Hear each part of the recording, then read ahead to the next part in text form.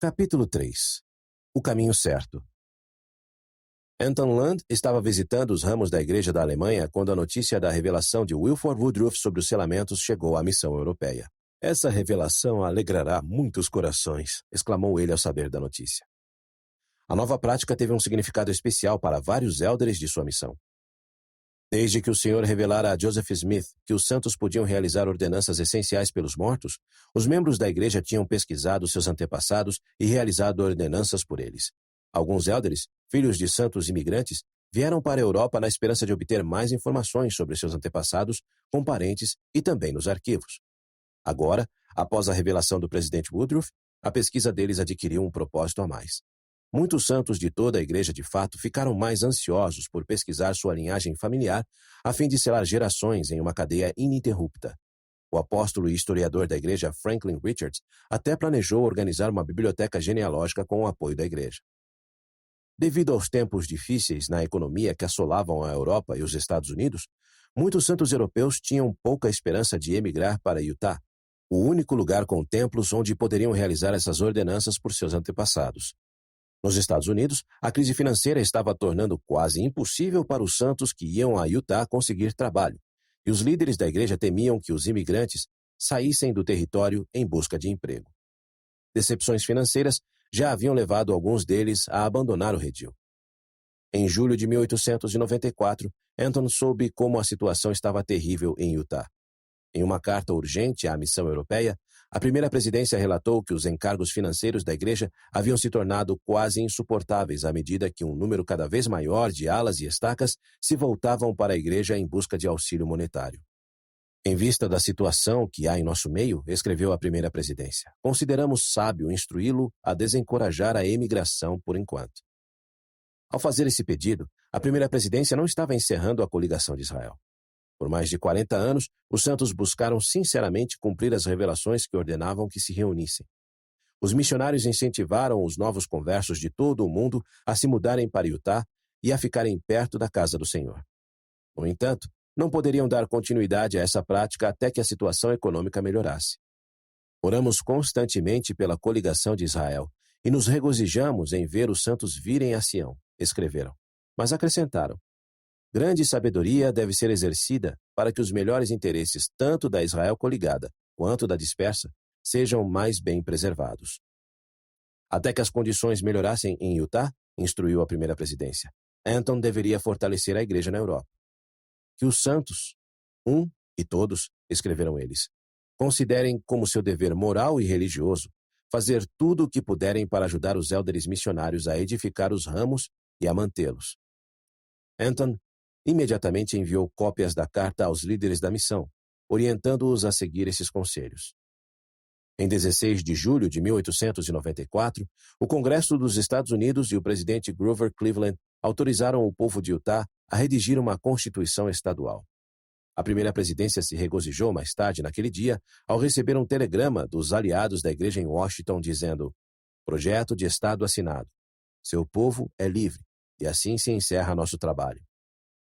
Quando os santos fizeram pela primeira vez a petição de um governo estadual em 1849, o governo federal lhes concedera um governo territorial. Como cidadãos de um território, o povo de Utah não tinha permissão para escolher o governador ou outros altos funcionários do governo. Em vez disso, dependiam do presidente dos Estados Unidos para a nomeação de seus líderes governamentais. Esse sistema resultara em muitos conflitos entre os santos, os outros moradores de Utah e o governo dos Estados Unidos ao longo dos anos. Também impedira aos santos de ocuparem alguns cargos governamentais. Sob um governo estadual, o povo de Utah finalmente poderia governar a si mesmo. Mas o trabalho estava apenas começando em Utah. Enquanto os representantes se reuniam em Salt Lake City para escrever a Constituição, Emmeline Wells e outras líderes femininas escreveram uma petição solicitando que a nova Constituição restaurasse o sufrágio, ou seja, os direitos de voto para as mulheres de Utah. Embora a maioria dos estados e territórios dos Estados Unidos proibisse as mulheres de votar, Utah concedera o sufrágio às suas cidadãs em 1870. Então, 17 anos depois, a Lei Edmund Stucker revogou esse direito a fim de enfraquecer o poder político dos santos no território. A lei indignou Emmeline e outras mulheres de Utah, levando-as a organizar associações de sufrágio feminino em todo o território. Elas também continuaram trabalhando com outras organizações sufragistas nacionais e internacionais para lutar pelo direito de voto de todas as mulheres. Para Emmeline, o sufrágio e outros direitos tinham um propósito sagrado. Ela acreditava que a liberdade era um princípio do Evangelho de Jesus Cristo. A Sociedade de Socorro exortava seus membros a ser autossuficientes e a desenvolver suas habilidades. Nas reuniões da igreja, as mulheres também votavam em questões eclesiásticas. Por que elas não tinham esse mesmo privilégio na esfera pública? No entanto, o sufrágio feminino foi uma questão muito debatida, dividindo até mesmo os líderes da igreja. As pessoas que discordavam do sufrágio feminino geralmente afirmavam que as mulheres eram muito emocionais para tomar decisões políticas. Argumentavam que as mulheres não precisavam votar porque tinham marido, pais e irmãos para representá-las nas urnas. O elder B.H. Roberts, que servia como representante no Congresso, acreditava nisso. Ele também se opôs à inclusão do sufrágio feminino na Constituição porque achava que isso poderia tornar o documento muito polêmico para receber a aprovação dos eleitores de Utah.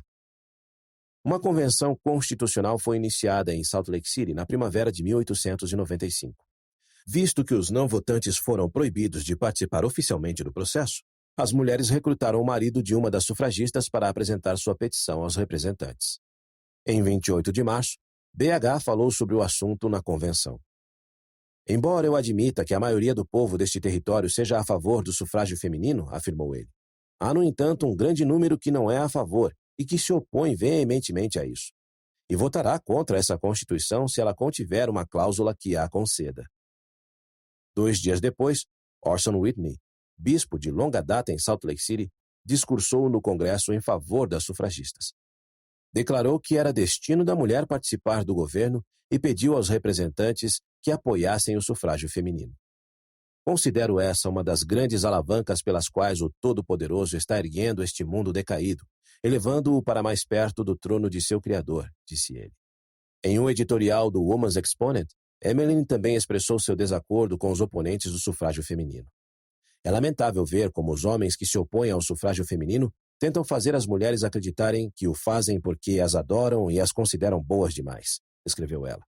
As mulheres de Utah nunca falharam em nenhum momento em qualquer tipo ou natureza de julgamento, e sua integridade é inquestionável. Durante a reunião da Sociedade de Socorro de 4 de abril, na Conferência Geral, Emmeline falou novamente sobre o sufrágio feminino, confiante de que os representantes na convenção o incluiriam na nova Constituição estadual. A oradora seguinte, Jane Richards, convidou as mulheres presentes no salão, que apoiavam o sufrágio, a se levantarem. Todas as mulheres que estavam no salão se levantaram. A pedido de Emmeline, a presidente Zina Young conduziu as mulheres em oração, pedindo a bênção do Senhor para sua causa. Enquanto as mulheres do território de Utah faziam uma petição pelo direito de votar, Albert Jarman viajava de Londres ao sudoeste da Inglaterra para prestar testemunho a seu pai. Ele esperava mudar a opinião de William sobre a igreja e dar fim às suas palestras prejudiciais. Acreditava que suas palavras, apresentadas de maneira clara e compreensiva, poderiam fazer bem a seu pai, se ao menos ele ouvisse. Albert encontrou William morando confortavelmente em uma cidade chamada Exeter. Ele estava com boa saúde, embora seu cabelo grisalho e sua barba espessa o fizessem parecer mais velho do que realmente era. Mais de uma década se passara desde que eles tinham se visto, e no início, William ainda parecia desconfiar da identidade de Albert. Depois de retornar à Inglaterra, afirmou William, ele ouvira um boato sobre o assassinato de Albert e escrevera para a primeira presidência sobre isso. Como eles não responderam, disse William, ele presumiu o pior. Depois de se encontrarem cara a cara, porém, Albert foi capaz de convencê-lo de seu erro. O conselho do presidente Land de que Albert estudasse o evangelho antes de confrontar a astúcia de William foi sábio. Depois de se reunir com o pai, Albert percebeu que ele era um homem inteligente. Mas William não foi cruel nem abusivo com ele. O inverno de 1894-1895 fora rigoroso na Inglaterra, agravando os problemas respiratórios que Albert desenvolvera. William o deixou ficar na casa de sua família para se recuperar até que o tempo melhorasse. Sua esposa, Anne, também fez todo o possível para ajudar Albert a se curar. Durante sua estada, Albert se esforçou para prestar testemunho a seu pai, sem sucesso. Nessas ocasiões, Albert não sabia dizer se seu pai mentia deliberadamente sobre a igreja ou se dissera coisas absurdas com tanta frequência que passara a acreditar nelas. Um dia, William disse a Albert que estava disposto a parar de atacar os santos se a igreja lhe pagasse 1.000 libras esterlinas. Por esse pequeno preço, disse ele, admitiria publicamente que estava errado sobre os santos e nunca mais entraria em um salão de palestras para criticar a igreja. Albert encaminhou a proposta ao presidente Land, mas a primeira presidência a rejeitou. Incapaz de mudar a opinião de seu pai sobre a igreja, Albert deixou Exeter depois de algumas semanas. Antes de se separarem, ele e William foram ao estúdio de um fotógrafo para tirar retratos juntos. Em uma fotografia, William estava sentado junto a uma mesa, com a mão direita apontando para uma página de um livro aberto, ao passo que Albert estava atrás dele. Em outra, os dois homens ficaram lado a lado como pai e filho. Por trás dos bigodes de William, havia o esboço de um sorriso. A Convenção Constitucional de Salt Lake City terminou em maio. Para a alegria de Emmeline Wells e inúmeras outras pessoas de Utah, os representantes votaram a favor da inclusão do sufrágio feminino na Constituição. Depois da convenção, B.H. Roberts continuou ativo na política, apesar de suas responsabilidades de tempo integral na igreja. Seus discursos contra o sufrágio feminino foram impopulares em todo o estado. Mesmo assim, sua reputação como pregador e palestrante permaneceu forte dentro e fora da igreja. Em setembro, 2 meses antes da eleição seguinte, os democratas de Utah indicaram B.H. como seu candidato à Câmara dos Deputados dos Estados Unidos. Por décadas, os líderes da igreja haviam muitas vezes ocupado cargos governamentais importantes em Utah. Os santos também votavam em bloco, às vezes sacrificando suas crenças políticas individuais para preservar a influência da igreja no território. Mas, depois que os santos se dividiram em diferentes partidos políticos no início da década de 1890, os líderes da igreja se tornaram mais cuidadosos em manter os assuntos da igreja e do Estado separados, reconhecendo que nem todos tinham as mesmas opiniões políticas em Utah. Naquela época, a primeira presidência e o quórum dos 12 apóstolos concordaram que as autoridades gerais não deveriam influenciar os eleitores discursando publicamente sobre política. Durante a Convenção Constitucional, porém, a primeira presidência suspendeu temporariamente esse conselho, permitindo que B.H. e outras autoridades gerais servissem como representantes. Quando B.H. mais tarde recebeu a indicação do Partido Democrata, ele não achou que seria errado aceitá-la. Também não percebeu objeções por parte da primeira presidência. O apóstolo Moses Thatcher sentiu o mesmo quando os democratas o indicaram para concorrer ao Senado dos Estados Unidos. Na reunião geral do sacerdócio de outubro de 1895, porém, Joseph F. Smith repreendeu publicamente os 2 homens por aceitarem as indicações sem primeiro consultar os membros de seu quórum. Temos oráculos vivos na igreja e seu conselho deve ser buscado, lembrou ele à congregação. No momento em que um homem com autoridade decide fazer o que lhe agrada, ele pisa em terreno perigoso. Em seus comentários, o presidente Smith não criticou as crenças políticas de B.H. Em vez disso, reafirmou a neutralidade política da igreja, bem como sua norma de que os líderes da igreja que serviam em tempo integral deviam concentrar seu tempo e seus esforços em seu ministério. Após a reunião, no entanto, os membros do Partido Republicano aproveitaram a reprimenda para atacar a campanha de B.H. Visto que Joseph F. Smith era republicano, muitos democratas o acusaram de usar sua posição na igreja para prejudicar seu partido. Pouco tempo depois, em uma entrevista para um jornal, B.H. falou de seu respeito pela autoridade da igreja e não chegou a acusar a primeira presidência de tentar prejudicar sua campanha. No entanto, insistiu em seu direito de buscar um cargo político, apesar das objeções da primeira presidência, porque acreditava que não havia violado nenhuma regra da igreja. Mais tarde, ele falou mais descaradamente. Em um comício político, ele condenou os homens que usaram seu prestígio na igreja para influenciar os eleitores. No dia da eleição, os republicanos em todo o país obtiveram vitórias esmagadoras contra democratas como B.H. Roberts e Moses Thatcher. E os eleitores de Utah aprovaram a nova Constituição com sua cláusula que concedia direitos de voto às mulheres. B.H. procurou se mostrar alegre em público. Ele e seu grupo sabiam que alguém teria de perder. Parece que foi nosso partido dessa vez, disse ele. Mas por dentro, sentia a dor de sua derrota. Em 4 de janeiro de 1896, Utah se tornou o 45º estado dos Estados Unidos da América. Em Salt Lake City, as pessoas dispararam salvas de tiros e soaram apitos em comemoração. Os sinos tocaram naquele dia de céu claro e azul, enquanto as pessoas lotavam as ruas, agitando bandeiras e faixas. No entanto, Heber J. Grant continuava a se preocupar com seus amigos B.H. Roberts e Moses Thatcher.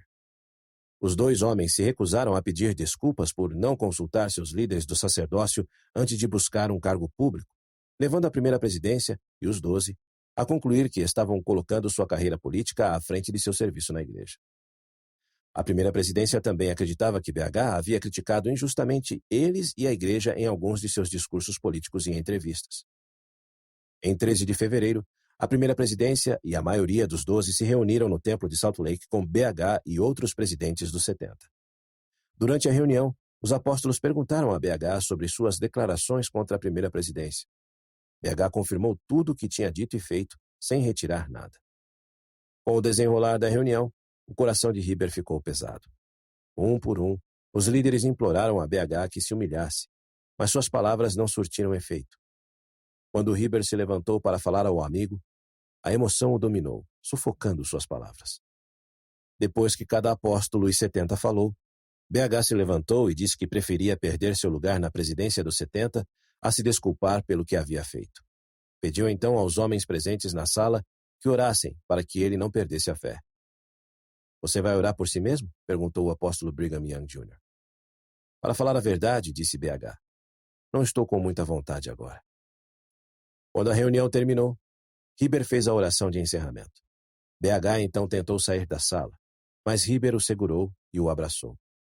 BH se desvencilhou do abraço e se afastou, com a expressão dura. Poucas semanas depois, em 5 de março, a primeira presidência e o quórum dos 12 apóstolos novamente se reuniram com BH e o encontraram inalterado. O presidente Woodruff lhe deu 3 semanas para reconsiderar sua posição. Se ele permanecesse impenitente, eles o desobrigariam dos 70 e o proibiriam de usar o sacerdócio. Na semana seguinte, Heber e seu companheiro apóstolo Francis Lyman marcaram um encontro particular com BH. Enquanto conversavam, BH disse aos apóstolos que não mudaria de ideia. Se a primeira presidência precisasse encontrar alguém para ocupar seu lugar na presidência dos 70, disse ele, eles tinham a liberdade de fazê-lo. BH vestiu o casaco e começou a sair. "Quero que saibam que a ação que deve ser tomada contra mim está me causando a mais profunda tristeza", disse ele. "Não quero que pensem que deixei de valorizar tudo o que vou perder." Heber notou lágrimas nos olhos do amigo e lhe pediu que se sentasse. BH então falou de ocasiões em que os líderes da igreja o desprezaram em público e pregaram a favor do Partido Republicano. Por 2 horas, Heber e Francis responderam às suas preocupações e imploraram que ele mudasse de atitude. Heber sentiu como se ele e Francis estivessem sendo abençoados para saber o que dizer. Quando terminaram de falar, BH disse a seus amigos que queria pensar sobre sua situação naquela noite e voltaria a falar com eles pela manhã para informar sua decisão. Heber então se despediu de seu amigo, orando para que o Senhor o abençoasse. Na manhã seguinte, BH enviou uma breve carta para Heber e Francis. "Eu me submeto à autoridade de Deus nos irmãos", dizia em parte. "Já que eles pensam que estou errado, vou me curvar a eles e me colocar em suas mãos como servos de Deus." Heber imediatamente fez uma cópia da carta e correu para o escritório do presidente Woodruff. Cerca de 2 semanas depois, no templo de Salt Lake, BH Roberts pediu desculpas à primeira presidência, admitindo seu erro ao não pedir permissão para concorrer a um cargo político. Lamentou se alguma coisa que dissera em público tivesse causado dissensão entre os santos e prometeu reparar qualquer ofensa que tivesse cometido. Também disse que, durante sua conversa com Heber J. Grant e Francis Lyman, os pensamentos sobre seus antepassados abrandaram seu coração. "Sou o único representante do sexo masculino na igreja por parte de meu pai e também por parte de minha mãe", disse ele. "E a ideia de perder o sacerdócio, deixar meus antepassados descansarem sem um representante do sacerdócio, influenciou fortemente meus sentimentos. Fui ao Senhor e recebi luz e instrução por meio de seu Espírito para me submeter à autoridade de Deus", continuou ele. "Expresso-lhes meu desejo e minha oração de que eu possa ter essa satisfação e de passar por qualquer humilhação que considerarem adequada para me impor, na esperança de reter pelo menos o sacerdócio de Deus e de ter o privilégio de fazer a obra por meus pais nesta casa sagrada." A primeira presidência aceitou as desculpas de BH. 10 dias depois, sob a direção do presidente Woodruff, George Q. Kennan redigiu uma declaração que esclarecia a posição da igreja sobre o envolvimento de seus líderes na política. Apresentou, então, a declaração à primeira presidência e às autoridades gerais da igreja para aprovação. No dia seguinte, na Conferência Geral de abril de 1896, Heber J. Grant leu a declaração aos santos. Todas as autoridades gerais da igreja a assinaram, exceto Anton Land, que ainda estava na Europa, e Moses Thatcher, que se recusou a se reconciliar com a primeira presidência e seus companheiros apóstolos. Chamado de Manifesto Político, a declaração afirmava a crença da igreja na separação entre igreja e Estado. Também exigia que todas as autoridades gerais que se comprometeram com o serviço de tempo integral na obra do Senhor obtivessem a aprovação de seus líderes de quórum antes de buscar ou aceitar qualquer cargo político. Na conferência, B.H. Roberts exortou os santos a apoiar seus líderes eclesiásticos e prestou testemunho da obra duradoura do Senhor. Nesta dispensação, a infalível palavra de Deus prometeu a estabilidade da obra apesar das imperfeições do povo, declarou ele. Mesmo que alguns tropecem na escuridão, disse ele, eles ainda podem retornar ao caminho certo, tirando proveito de sua orientação inequívoca para o bem da salvação.